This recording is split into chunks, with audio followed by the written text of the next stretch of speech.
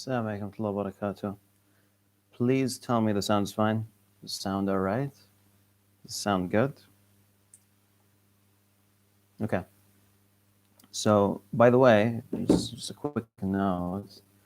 Um, so first of all, just tell me if the sound is fine. I don't want to do this twice. I don't want to do this 3 times. It's good.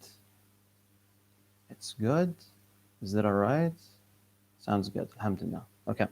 So, hey, chill.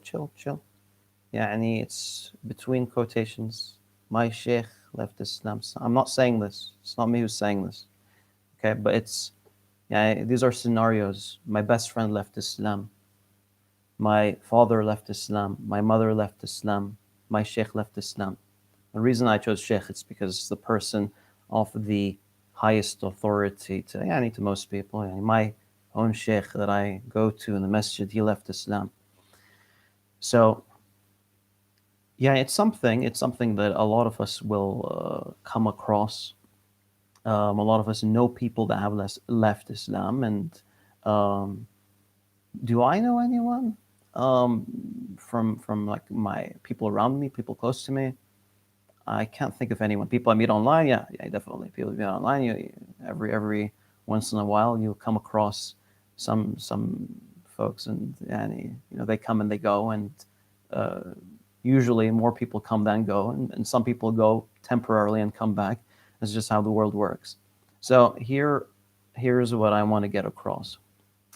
How to deal with this, how to deal with this thought, how to deal with this issue. I want to share a little story that occurred. When was this? There was this guy I used to go back and forth with online on forums, and he was a bit mean to me. I'm sure I was a bit mean to him, but to a large extent it was civilized. We kept it civilized. And what happened was, and he belonged to a different sect. He wasn't a Sunni. And what happened was one day, he realized that there are major issues with what he believed in, and that his ideology didn't make sense. So what he did was he left what he was upon. Okay, this guy was a 12er, all right, and he left that, and he became a 7er, Waqifis. He became a Waqifi. Now, for those of you that know the Waqifi sect, Waqifis are those that believe that Musa al-Kadhim is the last Imam. There are no Imams after Musa al-Kadhim. He's number 7, he's the last one. Okay? 7 infallible Imams after the Prophet, peace be upon him: Ali, Hassan, Hussein, Zain al-Abidin, al-Baqir, al-Sadiq, and Musa al-Kadhim. All right? So he held that view. Now, here's the thing. Waqifism, this view of believing in 7 Imams, it's a view that no longer exists. It's a view of a dead sect. No one believes in this. Absolutely no one believes it. Okay, so how did he come across this? I think he saw some posts. On Arabic forums, and he was intrigued by it. He looked into it deeper, and he read some books by some Western academics on the views of sects around those times, something around those lines, and he was convinced that there's no way the 12 Imams were like divinely appointed, and he was convinced that they were only 7. Okay, and once again, this is a dead sect. So he got a lot of heat for that, and it was a huge problem for him, and he received a lot of hate. Now this guy was a big deal. He was an admin of major forums. So he was a big deal to a lot of people, especially in the English-speaking world. And when he left his sect, I mean that caused people to shake. Um, but here is the interesting thing: he actually managed to convince, like, I don't know, a small number of people. I don't know how many. Let's say 4 or 5 people. I don't know if he's ever going to watch this, but if he ever is, it's been a while, and we should catch up. Why not? So basically, um, he convinced like 4 or 5 other people to join him as waqifis. So around the world, there's like, who knows, it's like maybe 7, 8, 10 waqifis in the world. And I was like, Ajib, this is just really interesting. This is crazy. But what happened next was he emailed me one day and he said to me, he apologized. He was like, hey, I was pretty mean in the past and whatnot. And I asked him about what caused him to believe in these things. And he shared a lot of thoughts with me. And I thought it was quite fascinating. But there was one question. There was one really important question that I had to ask, which was, how can you believe in a sect that's dead? This sect has been dead for like 1,100 years. How can you believe that for 1,100 years, no one was upon this belief except for like you and a few other guys? 8 other people or something? Is that possible that the world wouldn't have any guidance? Muslims wouldn't have any guidance.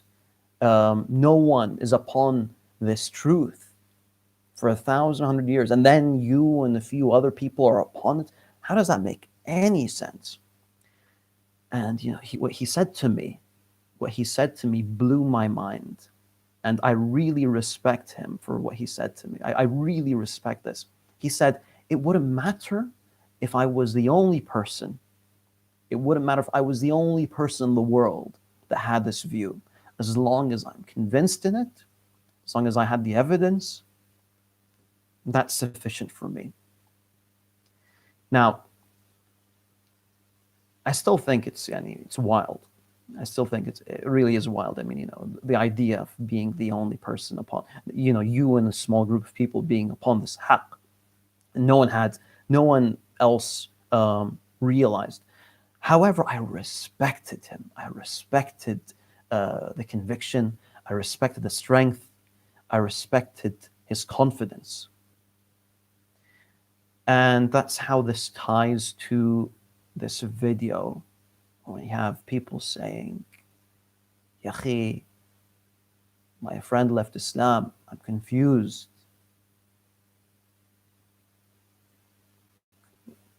Who the hell is your friend? Who's your friend? Your friend is Shaykh al-Islam? Who's your friend, Aslan? A parent, a relative. So what? Is your conviction based upon the people in your circle believing in Islam? Is that it? Is that what you're clinging on to? Your shaykh at the masjid, who's he aslan? If there were 10 sheikhs that you knew that left Islam, is that going to shake you? Then if that's the case, and there's an issue with your conviction truly, and that's why you need to learn the material, and that's why you need to get deep into evidence for the prophethood of Rasulullah. Don't tie your faith to the faith of others. That's it. It's a very simple message. And this is Aib. This is Aib. My friend left Islam, now I'm having doubts. Come on. So yeah, once again, what I really respected about that guy is he found this evidence. By the way, he's no longer a Waqafi. From what I'm aware, he's no longer a Waqafi. But yeah, The guy was like, I saw the evidence, I saw the dalil, and it wouldn't matter if the whole world was against this and I was on my own. As long as I was convinced by this, that's sufficient for me. That's all I have. Barakallah fikum. I don't want this to go on for too long. I just want to get that thought out. Um, I hope you folks aren't. I hope there was no miscommunication. I put the shuf. This is here. Quotation marks are there for a reason. Okay. I hope you guys weren't hoping that I have a sheikh who actually left Islam. All right. Yeah. So I got a few minutes before I bounce. Ya Allah. Please don't spam, dudes. Please don't spam. When is your proofs of prophethood series? Inshallah, when it's done. I've only done like 6 episodes so far. I've been really busy working on some other stuff, so I'm planning to put that stuff out soon. But it's just I have too much stuff on my plate.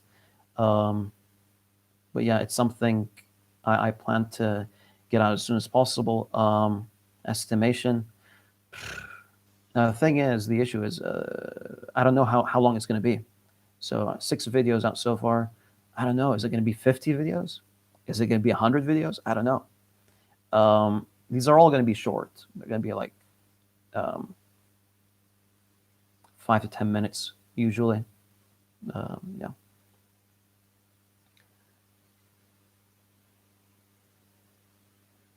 Have a video, inshallah, coming up with Sabur Ahmed in.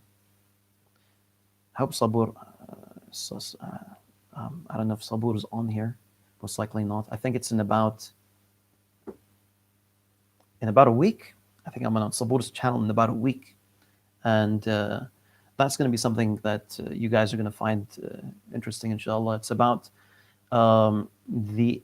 It is about proofs of prophethood in a way. Specifically, it's going to be about the Quran and how the Quran is a miracle of eloquence. But I'm not going to be looking into the actual text of the Quran, but the history of the Quranic challenge and what it means and how it affected um, the first generation of Muslims and the kuffar at the time and whatnot. So that's the easiest way of explaining the miracle of the Quran.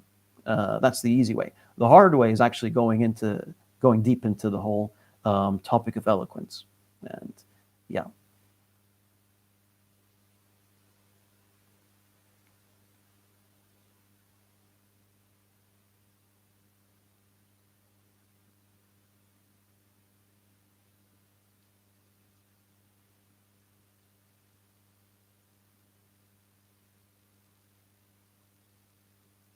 Okay, someone said, is beer halal?